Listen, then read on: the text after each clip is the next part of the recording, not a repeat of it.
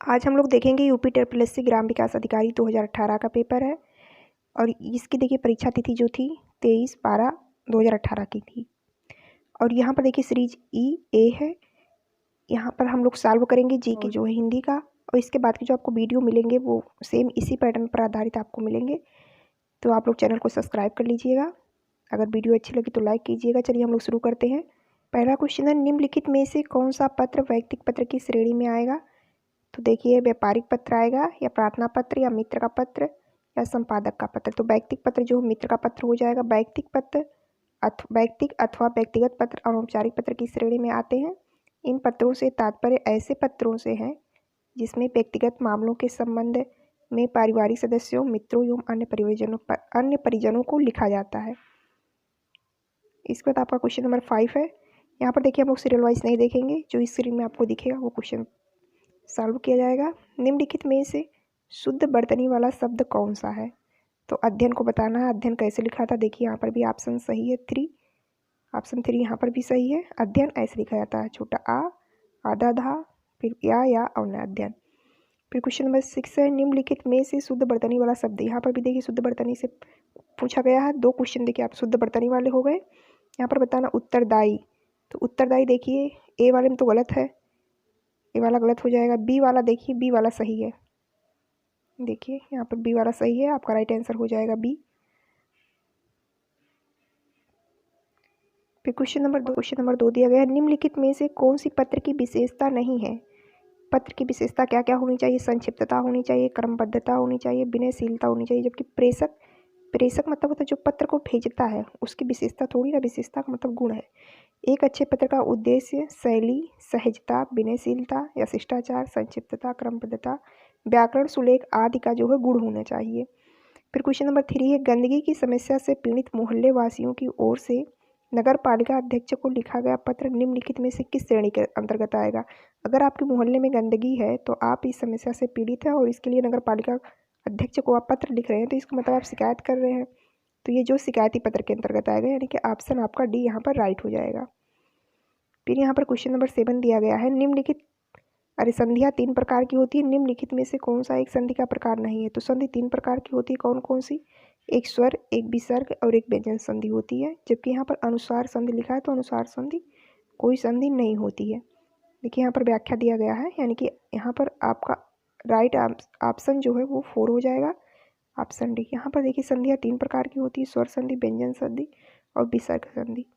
2 स्वरों को मेल से उत्पन्न विकार को स्वर संधि कहते हैं। व्यंजन से स्वर अथवा व्यंजन के मेल से उत्पन्न जो विकार होता है उसको व्यंजन संधि कहते हैं। फिर विसर्ग के साथ स्वर या व्यंजन के मेल से जब उत्पन्न विकार होता है तो उसको विसर्ग संधि कहा जाता है। क्वेश्चन नंबर 8 है, निम्नलिखित में से कौन सा व्यंजन संधि का उदाहरण नहीं है? जगदम्बा या विद्यालय? तो विद्यालय नहीं, क्योंकि विद्यालय जो लिखा जाएगा विद्या धन आलय। तो यहाँ पर जब विद्या धन आलय लिखा जाता है तो यहाँ पर देखिए बड़ा और बड़ा दोनों स्वर हैं, आ के मेल से जो है आ बड़ा बन गया, तो यहाँ पर हो जाएगा स्वर संधि। यहाँ पर व्यंजन संधि नहीं हुआ, यानी कि आपका राइट आंसर हो जाएगा बी। फिर यहाँ पर क्वेश्चन नंबर 4 देखिए, निम्नलिखित में से कौन सा मूल दीर्घ स्वर नहीं है? तो मूल रूप से कौन सा दीर्घ स्वर नहीं है? तो ओ नहीं है, ओ जो है नहीं है। यहाँ पर व्याख्या दिया गया है, उन स्वर उन वर्णों को कहा जाता है जिनका उच्चारण बिना किसी अवरोध के होता है। छोटा आ, ई, उ, री, ह्रस्व स्वर ये है। और फिर बड़ा, बड़ी, बड़ा ओ ये दीर्घ स्वर, और जो ए ओ और औ जो है ये संयुक्त स्वर के अंतर्गत आपके आते हैं। यहाँ पर क्वेश्चन नंबर 9 है। यहाँ पर पूछ रहा है देशभक्ति में कौन सा समास है? तो यहाँ पर कौन सा समास आएगा? देश के लिए भक्ति। देश के लिए भक्ति यानी कि तत्पुरुष समास यहाँ पर है। आपको जब आगे की वीडियो मिलेगी तो उसमें पूरा डिटेल से मिलेगी। यहाँ पर इसका व्याख्या देख लेते हैं। व्याख्या दिया, देशभक्ति का समास विग्रह देश के लिए भक्ति, इसमें तत्पुरुष समास का एक उपभेद संप्रदान तत्पुरुष समास है। तत्पुरुष समास में अंतिम पद जो प्रधान होता है। फिर क्वेश्चन नंबर 10 देख लेते हैं, पंचवटी में कौन सा समास है? देखिए यहाँ पर पता दे रहा, पंच मतलब जिसमें अंक अगर आ जाते हैं पहले तो उसमें कौन सा समास होता है? उसमें द्विगु समास होता है, जैसे पंचवटी है, चौराहा है, त्रिभुज है, तो इस सब में जो है द्विगु समास होता है। पंचवटी समास का विग्रह है 5 वटों का समाहार। इसमें द्विगु समास है, जिस समास का पहला पद संख्या बोधक हो वह द्विगु समास कहलाता है। यहाँ पर क्वेश्चन नंबर 15 है, निम्नलिखित में से कौन सा शब्द तद्भव है? तो तद्भव कौन सा है? पक्ष नहीं है, पक्ष तो जो तत्सम शब्द पक्षी ये भी नहीं है, पतन ये भी नहीं है, पत्ता, पत्ता जो है ये तद्भव शब्द है। अगर इसका तत्सम आप देखेंगे तो पत्र हो जाएगा। यहाँ पर देखिए लिखा है पद्दा तद्भव शब्द है। पत्ता जो है तद्भव शब्द है जिसका तत्सम शब्द है पत्र। पक्ष तथा पक्षी तत्सम शब्द हैं जिसके तद्भव क्रमशः जो पंख और पंछी हैं। क्वेश्चन नंबर 16, निम्नलिखित में से कौन सा शब्द तत्सम है? तो तत्सम शब्द बताना है। यहाँ पर देखिए 16, तो 16 नहीं है, शोभन। देखिए यहाँ पर ये शोभन पता ही दे रहा पढ़ने से ही कि तत्सम शब्द है। और सोना का तो अगर तत्सम आप देखेंगे तो स्वर्ण होगा। यहाँ पर क्वेश्चन में फिर क्या देख रहे थे, अधिकारी में उपसर्ग कौन सा है? तो अधिकारी में कौन सा उपसर्ग है? अधिकारी में अधि, अधि जो है उपसर्ग है आपका। अधिकारी में अधि उपसर्ग है। अधि उपसर्ग का अर्थ होता है श्रेष्ठ, ऊपर या समीप्य होता है। इस उपसर्ग से निर्मित अन्य शब्द है अधिकरण, अधिराज, अध्यात्म, अध्यक्ष और अधिपति आदि होते हैं। क्वेश्चन नंबर 17, निम्न उत्पत्ति के आधार पर शब्दों के 4 भेद किए गए हैं। उत्पत्ति के आधार पर शब्दों के 4 भेद हैं। निम्नलिखित में से कौन सा भेद जो है गलत है? तो तत्सम, तद्भव, वैदेशी, विदेशी और यौगिक। तो यौगिक जो है ये उत्पत्ति के आधार पर नहीं है। यहाँ पर देखिए उत्पत्ति के आधार पर शब्दों के 4 भेद किए गए, तत्सम, तद्भव, देशज और विदेशी। रचना या बनावट के अनुसार शब्दों के भेद हैं ऋण, यौगिक और योग ऋण। रचना या बनावट के आधार पर शब्दों के 3 भेद होते हैं, एक ऋण, एक यौगिक और एक योग ऋण। फिर क्वेश्चन नंबर 12 यहाँ पर देखिए, निम्नलिखित में से किस शब्द में आ उपसर्ग नहीं लगा है? तो आ उपसर्ग किस में नहीं लगा है? अकथ में लगा हुआ, आचूक में भी लगा हुआ, अभेद में भी लगा हुआ है। अनुज में कोई आ उपसर्ग नहीं लगा हुआ है।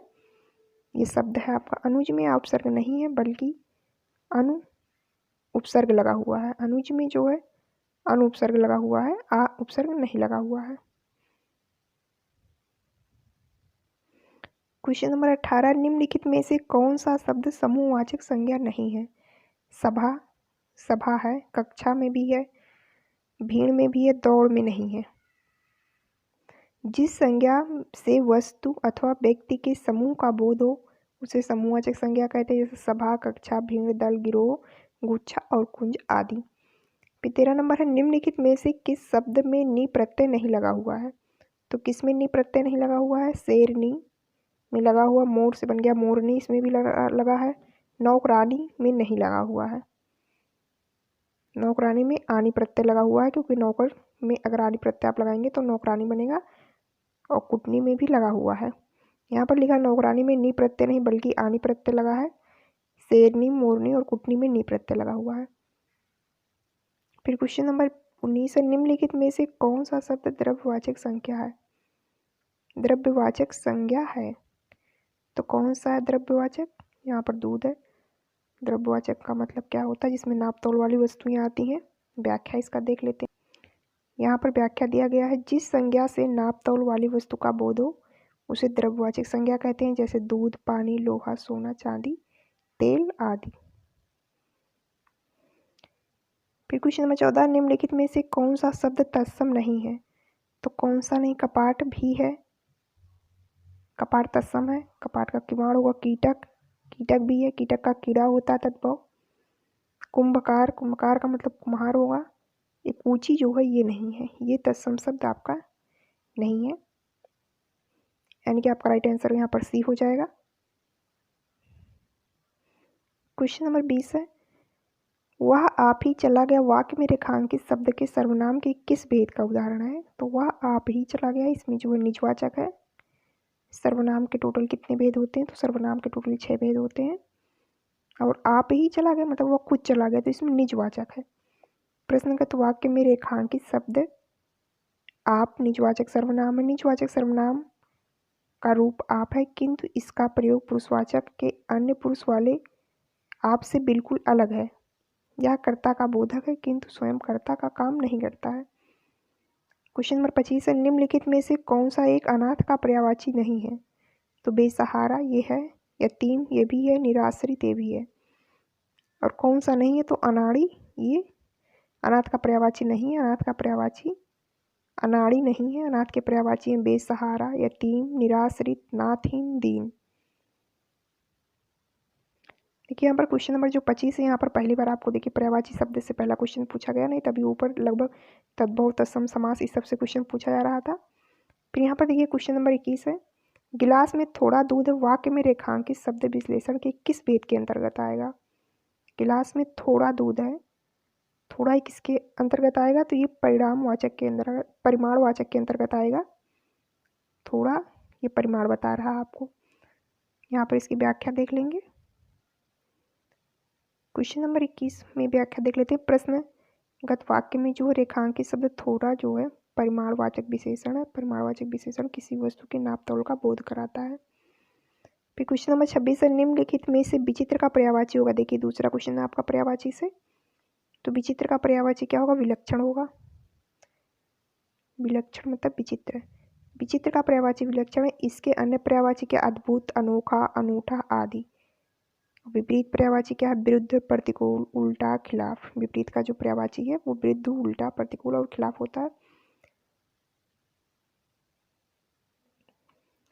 क्वेश्चन नंबर 22 है, क्रिया के मूल रूप को क्या कहते हैं? तो क्रिया के मूल रूप को धातु कहते हैं। क्रिया के मूल रूप को धातु कहते हैं। धातु क्रियापद के उस अंश को कहते हैं जो किसी क्रिया के प्रायः सभी रूपों में पाया जाता है।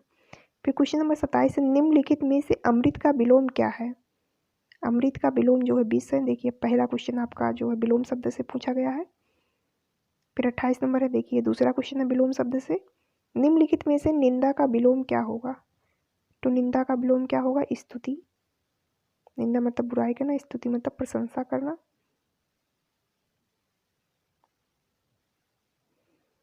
क्वेश्चन नंबर 23 है, मैं वहां होकर आया हूँ वाक्य में अव्यय शब्द कौन है? कि अव्यय से ये पहला क्वेश्चन है, अव्यय। तो मैं वहां होकर आया हूँ, तो यहाँ पर वहां जो है अव्यय शब्द हो जाएगा। और ये कौन सा अव्यय है? ये क्रिया विशेषण अव्यय है, क्योंकि यहाँ पर होकर आया हूँ, तो वहां होकर आया हूँ। यहाँ जो है क्रिया है होकर आना और उसकी विशेषता बता रहा है। तो मैं वहां होकर आया हूँ वाक्य में वहां शब्द अव्यय है, यह क्रिया विशेषण अव्यय है। जिस शब्द से क्रिया की विशेषता प्रकट हो उसे क्रिया विशेषण कहते हैं। क्वेश्चन नंबर 29 है, को कोई नहीं टाल सकता। रिक्त स्थान में उचित शब्द भरना है आपको। किसको कोई नहीं टाल सकता है? तो नियति को कोई नहीं टाल सकता है। नियति को कोई नहीं टाल सकता है। क्वेश्चन नंबर 24 है, यहाँ पर देखिए दूसरा क्वेश्चन अव्यय से पूछ लिया गया। उसने कटोरा भर दूध पिया है, तो इसमें अव्यय शब्द कौन सा है? भर। यहाँ पर भर है। जब आप आगे की वीडियो देखेंगे सेम इसी पैटर्न पर आएगा और वहाँ पर जो है व्याख्या आपको डिटेल से मिलेगी। फिर क्वेश्चन नंबर 27 है, क्वेश्चन नंबर 23 है, अपने के लिए लड़ना धर्म है। तो अपने किसके लिए? अपने अधिकार के लिए लड़ना धर्म है। तो यहाँ पर क्वेश्चन नंबर 30 है, अपने अधिकार के लिए लड़ना धर्म है, तो यहाँ पर होगा सौतव। इसका मतलब होता है अधिकार। सौतव मतलब होता है अधिकार। ये क्वेश्चन नंबर 31 जो है, यहाँ पर वाक्यांश अनियमित के लिए एक उचित वाक्यांश चुने। तो देखिए यहाँ वाक्यांशों से ये पहला क्वेश्चन है। तो अनियमित, अनियमित का मतलब जो नियमानुकूल ना हो, तो यानी कि ऑप्शन बी आपका राइट हो जाएगा। यहाँ पर जिस पर कोई नियंत्रण ना हो, तो ये तो नहीं होगा, तो अनियंत्रित हो जाएगा। जिसके संबंध में कोई निर्णय ना हुआ हो, तो अनिर्णित हो जाएगा। जिसका निवारण ना हो सके, तो ये अनिवार्य हो जाएगा, यानी कि आपका राइट आंसर ऑप्शन 2 हो जाएगा। फिर यहाँ पर क्वेश्चन नंबर 36 है, निम्नलिखित में से मिश्र वाक्य कौन सा है? तो मिश्र वाक्य कौन सा है? रण में सेनापति के वीरता दिखाने के कारण राष्ट्रपति ने उसे वीर चक्र प्रदान किया। नहीं, इसमें नहीं है मिश्र वाक्य। फिर उसे लूटने के अतिरिक्त पीटा भी गया, इसमें भी नहीं है। उसने मान लिया कि दोष उसका है। तो यहाँ पर देखिए की आ गया है, यानी कि यहाँ पर ये एक पहचान आप मान सकते हैं कि पहचान अगर की लगा है तो मिश्र वाक्य होगा, यानी कि आपका राइट आंसर सी हो जाएगा। यहाँ पर देख लेते हैं इसकी व्याख्या। विकल्प सी में प्रस्तुत वाक्य मिश्र वाक्य है जिस वाक्य में एक प्रधान उपवाक्य हो तथा एक अन्य जो है आश्रित उपवाक्य हो, और जो आपस में कि जो कि जितना उतना जैसा वैसा जब तब वहाँ जिधर उधर इत्यादि से जो है जुड़े हों तो उसे मिश्रित वाक्य कहा जाता है। फिर यहाँ पर क्वेश्चन नंबर 32 है। यहाँ पर एक देखिए कि अभी तक राइटिंग से मतलब लेखक से कोई क्वेश्चन नहीं पूछा गया है। हम लोग 32 नंबर पर पहुँच चुके हैं। टोटल 50 क्वेश्चन आए थे इसमें। जिस पर आक्रमण हो वाक्यांश के लिए उचित शब्द देखिए दूसरा क्वेश्चन है वाक्यांशों के लिए शब्द में से, तो यहाँ पर होगा आक्रांत। जिस पर आक्रमण किया गया हो तो वो आक्रांत होता है। फिर क्वेश्चन नंबर 37 है। वह दंड से बचना चाहता है इसलिए भाग गया। यह एक संयुक्त वाक्य है, इसका सरल रूप क्या होगा? तो जो है इसका सरल रूप क्या होगा? ऑप्शन बी यहाँ पर राइट हो जाएगा। दंड से बचने के लिए वह भाग गया।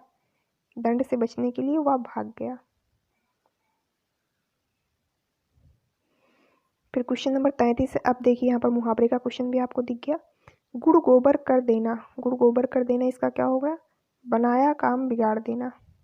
आपका राइट आंसर ऑप्शन सी हो जाएगा। फिर क्वेश्चन नंबर 38 है। निम्नलिखित में से व्याकरणिक दृष्टि से जो शुद्ध वाक्य, यहाँ पर देखिए शुद्ध वाक्य से पहला क्वेश्चन आपको मिला क्वेश्चन नंबर 38। तो यहाँ पर वे अनेक विषय के ज्ञाता थे। तो ये आपका नहीं होगा, ये गलत हो जाएगा। इस समय 4 बजे हैं। इस समय जो 4 बजे, यही आपका राइट आंसर हो जाएगा। यहाँ पर चलिए इसकी व्याख्या देख लेते हैं। देखिए यहाँ पर इस समय 4 बजे वाक्य व्याकरणिक दृष्टि से बिल्कुल शुद्ध है। अब यहाँ पर विकल्प जो है एक है, यहाँ पर अनेक विषय के स्थान पर अनेक विषयों का प्रयोग होगा, क्योंकि अनेक जो बहुवचन है तो इसके साथ जो आएगा बाद में जिसके बारे में बताएगा तो वो भी बहुवचन में आएगा। और फिर इसके बाद विकल्प सी है में, यहाँ पर विकल्प सी सब लोग अपनी राय दें। तो अपनी के स्थान पर अपनी का प्रयोग किया जाएगा, अपनी राय दें। और विकल्प डी में जो है आंसू से मेरा रुमाल भीग गया, तो आंसुओं से मेरा रुमाल होना चाहिए। अब यहाँ पर देखिए मुहावरे का सही अर्थ, ये दूसरा क्वेश्चन है 34 नंबर। हथियार डाल देना मुहावरे का सही अर्थ बताना है। तो हथियार डाल देना यानी कि हार मान लेना होता है। ऑप्शन डी आपका राइट हो जाएगा। क्वेश्चन नंबर 35 है। चमड़ी जाए पर दमड़ी ना जाए लोकोक्ति। अब देखिए ये लोकोक्ति से क्वेश्चन पूछा गया है। बहुत ही कंजूसी, मतलब उसकी चमड़ी चली जाए पर दमड़ी ना जाए, इसका मतलब वो बहुत कंजूस व्यक्ति है। फिर यहाँ पर राइट आंसर ऑप्शन सी हो जाएगा। 39 नंबर है। निम्नलिखित में से क्रमवाच्य वाला वाक्य चुने। यहाँ पर देखिए अब वाच्य से पहला क्वेश्चन है क्रमवाच्य। तो ऑप्शन सी यहाँ पर देखिए बिल्ली के हाथों चूहा मारा गया। यहाँ पर क्रमवाच्य बिल्ली के हाथों चूहा मारा गया, ये आपका राइट आंसर हो जाएगा ऑप्शन 3। यहाँ पर हम लोग व्याख्या देख लेते हैं। बिल्ली के हाथों चूहा मारा गया क्रमवाच्य वाला वाक्य क्रिया के जिस रूपांतर से वाक्य में क्रम की प्रधानता का बोध हो उसे कर्मवाच्य कहते हैं। उपरोक्त वाक्य में मारा गया क्रिया का प्रभाव कर्म बिल्ली के हाथों पर पड़ रहा है और वाक्य में कर्म प्रधानता है, अतः इसमें जो है कर्मवाच्य है। फिर क्वेश्चन नंबर 40 है। से के द्वारा किस कारक का प्रसर्ग है? से आता है या फिर के द्वारा आता है? तो किसका है? कर्ण। जैसे यहाँ पर आप उदाहरण लेंगे, जैसे राम ने रावण को बाण से मारा, तो बाण से मारा, तो यहाँ पर से जो है ये बाण से मारा, तो यहाँ पर कर्ण है। यहाँ पर इसकी हम लोग व्याख्या देख लेंगे। क्वेश्चन में चाहे कर्ण कारक का प्रसर्ग से या के द्वारा है, जबकि अपादान कारक का से और अलगाव के अर्थ में, जैसे पेड़ से पत्ता गिरता है तो यहाँ पेड़ से जो पत्ता गिरा वो अलग हो रहा है पेड़ से। और संप्रदान कारक का जो है को, के, लिए आदि अधिकरण कारक में में और पर, अधिकरण कारक में में और पर आता है। फिर देखिए क्वेश्चन नंबर 45, ये देखिए आपका निपात से क्वेश्चन है। निम्नलिखित शब्दों में निपात का उदाहरण कौन सा शब्द है? तो निपात ठीक है। ठीक है। ये ठीक ही जो आपका निपात शब्द है, ठीक शब्द निपात है। यहाँ पर व्याख्या देख लीजिए। अवधारणा बोधक निपात है, ठीक, लगभग, करीब, तकरीबन, निकट, स्थानवाचक, संबोधक अव्यय है ये सब। यहाँ पर फिर क्वेश्चन नंबर 41 है, वह मुझसे अलग रहता है। वह मुझसे अलग रहता है, रेखांकित शब्द के आधार पर बताइए कि यहाँ कौन सा कारक है। अब देखिए यहाँ पर अपादान कारक है, क्योंकि इसके ऊपर आ चुका है। अपादान कारक मतलब अलग होने के अर्थ में आता है से, जैसे पेड़ से पत्ता गिरता है, मैंने उदाहरण दिया आपको। तो यहाँ पर वह मुझसे अलग रहता है मतलब हम दोनों एक दूसरे से अलग रहते हैं। तो यहाँ पर भी अलगाव की स्थिति बन रही है, इसलिए यहाँ पर अपादान कारक होगा। यहाँ पर क्वेश्चन नंबर 46 है, निम्नलिखित में से अनुपयुक्त शब्द प्रयोग संबंधी अशुद्ध किस वाक्य में है। तो इसमें पूछ रहा है कि किसमें जो है अशुद्ध शब्द का प्रयोग किया गया है। तो यहाँ पर उसने आसन ग्रहण किया, इसमें कोई शब्द आपको गलत नहीं दिख रहा है, इसलिए पहला तो नहीं होगा। दूसरे में पूजनीय पिताजी आ गए। तो यहाँ पर ऑप्शन बी में ही आपका गलत है, पूजनीय ऐसे नहीं लिखा जाता है, ये पूजनीय लिखा जाता है, ऐसे पूजनीय ऐसे लिखा जाता है। तो यहाँ पर यानी कि आपका राइट आंसर ऑप्शन 2 हो जाएगा, बी हो जाएगा। यहाँ पर देखिए व्याख्या, विकल्प बी में प्रस्तुत वाक्य में प्रस्तुत शब्द पूजनीय जो है अशुद्ध है, और पूजनीय का जो शुद्ध रूप है देखिए यहाँ पर बताया गया है कि ऐसे पूजनीय लिखा था, पूजनीय पिताजी आ गए। फिर क्वेश्चन नंबर 42 है, निम्नलिखित में से कौन सा शब्द स्त्रीलिंग है। अब देखिए लिंग से क्वेश्चन भी आ गया आपका एक। लगभग सभी टॉपिक से इसने 2-2 क्वेश्चन दिए हैं, जैसे पत्र लेखन से इसने 2 क्वेश्चन दिया था, तद्भव तत्सम से 2 क्वेश्चन, और सभी वाक्यांशों के लिए एक शब्द से भी 2 क्वेश्चन, मुहावरा लोकोक्ति से 2 क्वेश्चन। यहाँ पर बताना स्त्रीलिंग कौन सा शब्द है। तो झील जो है स्त्रीलिंग है। देश, मेरा देश होता है, मेरी देश नहीं होता। नगर, यह नगर या इस नगर ऐसे होता है। द्वीप, यह द्वीप, वह द्वीप, ऐसे द्वीप थोड़ी होता है। तो इसलिए ऑप्शन डी आपका राइट आंसर हो जाएगा। झील स्त्रीलिंग है, जबकि देश, नगर, द्वीप आदि जो पुल्लिंग होंगे। फिर यहाँ पर क्वेश्चन नंबर 47 है, संविधान के किस अनुच्छेद में हिंदी को राजभाषा तथा इसकी लिपि को देवनागरी में स्वीकार किया गया है। तो यहाँ पर आपका आंसर हो जाएगा 343 में। अनुच्छेद 343 में हिंदी को राजभाषा तथा इसकी लिपि को देवनागरी स्वीकार किया गया है। अनुच्छेद 343(1) के अनुसार संघ की राजभाषा हिंदी और लिपि जो है देवनागरी होगी। संघ के शासकीय प्रयोजन के लिए प्रयोग होने वाले अंकों का रूप भारतीय अंकों का अंतर्राष्ट्रीय रूप होगा। फिर यहाँ पर क्वेश्चन नंबर 43 है, निम्नलिखित में से कौन सा शब्द दोनों वचनों में समान रहता है। तो यहाँ पर सरसों ही राइट आंसर है। सरसों जो है चाहे आप सिंगुलर लिखेंगे चाहे प्लूरल लिखेंगे, उसको सरसों ही कहा जाता है।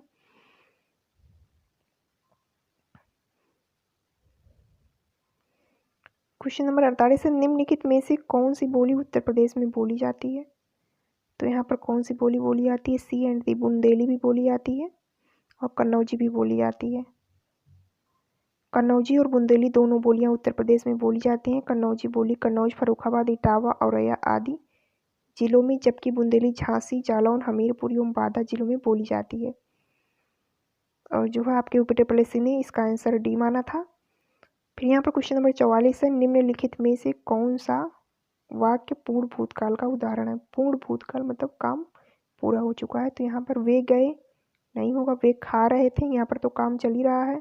वे सोकर उठे हैं, तो ये भी नहीं होगा। यहाँ पर ऑप्शन सी जो है वे आए थे, तो वे आए थे, यहाँ पर काम पूरा हो चुका है। पूर्ण भूतकाल का ये ऑप्शन है, उदाहरण है। फिर क्वेश्चन नंबर 49 है, यहाँ पर देखिए कोई सेंटेंस आपको देगा, उसका अंग्रेजी भी पूछा गया था हिंदी में ही। यहाँ पर मामला अभी भी विचाराधीन है। मामला अभी भी विचाराधीन है, वाक्य का उचित अंग्रेजी अनुवाद क्या होगा। द मैटर इज कॉन्सिडरेशन, तो ये नहीं होगा। The matter is under consideration, ये भी नहीं होगा। यहाँ पर ऑप्शन सी देखिए, the matter is still under consideration, तो ये आपका राइट आंसर हो जाएगा ऑप्शन सी। फिर यहाँ पर देखिए क्वेश्चन नंबर 50, एप्लीकेशन में बी रिजेक्टेड, वाक्य का उचित हिंदी अनुवाद क्या होगा। तो यहाँ पर आवेदन अस्वीकृत किया जाए, यहाँ पर ये आपका राइट आंसर हो जाएगा ऑप्शन ए। अगर आपको वीडियो अच्छी लगी तो लाइक कीजिए, शेयर कीजिए चैनल को और सब्सक्राइब कीजिए चैनल को।